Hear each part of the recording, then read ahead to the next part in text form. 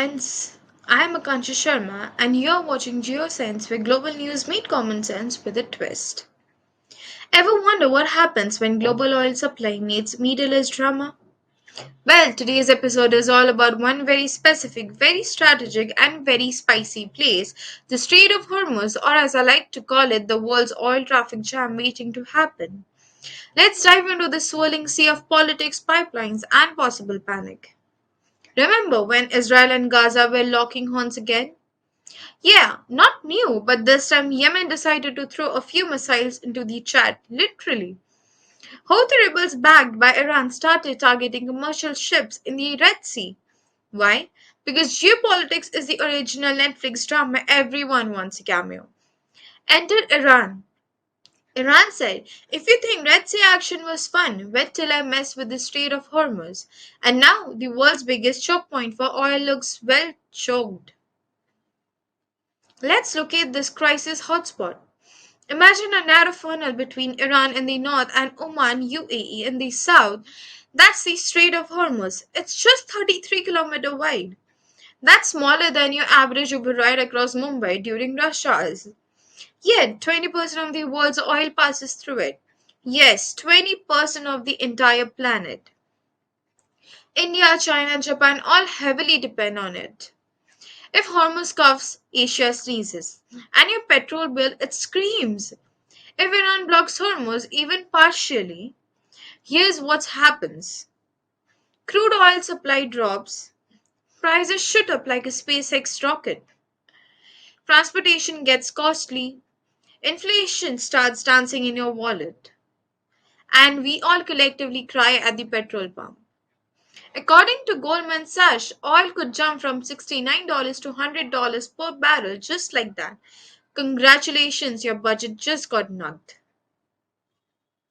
Iran isn't bluffing. It controls seven islands in and around the strait. Think of them as unsinkable warships with eyes on every tanker. Even if it does not physically block the strait, it can just still jam GPS signals, confuse ship routes, and make navigation so risky that captain says no thanks, I'll wait.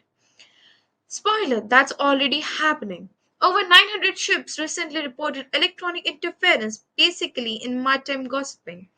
Everyone literally from India, which imports 84% of the oil, to tiny Bahrain, to Japan and the US, this trade is the spine of global oil flow. America? Oh, it's got bases all around the Gulf. Military jets, naval ships, and more freedom to navigation talk Twitter threads on geopolitics. Because if oil does not flow, neither the economy.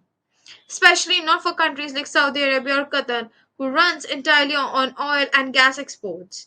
So what if Iran really blocks it? Well, bad news first. There is no alternate route that can fully replace Hormuz. Not likely when Houthi rebels hit the Red Sea, we had backup routes through Africa. Here, you are stuck. Like Mumbai traffic during Ganpati Visarjan.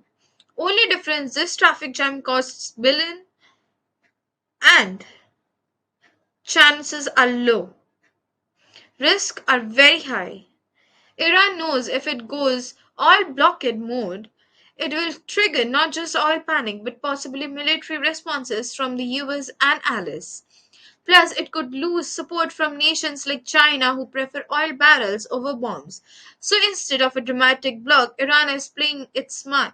Electronic harassment, GPS jamming, and signaling capacity to disrupt a kind of oil power psychological warfare. Why should you care sitting in Delhi or Mumbai? Because if oil prices go up, bus fares increases, veggies get more expensive, flight tickets forget Goa start planning Gurgaon staycations. And all because two countries halfway across the globe decided to test each other's patience. So, is the Strait of Hormuz just a narrow sea passage? Or is it the world's economic passage button waiting to be pressed? Only time will tell. But for now, stay informed, stay smart, and maybe fill up your fuel tank early. This is Kalkarin bringing global chaos straight to your screen with just the right amount of sarcasm. Thank you. Like, share, and subscribe because next time the world's oil sneezes, we'll tell you who's allergic. Take care. Bye bye. Thank you.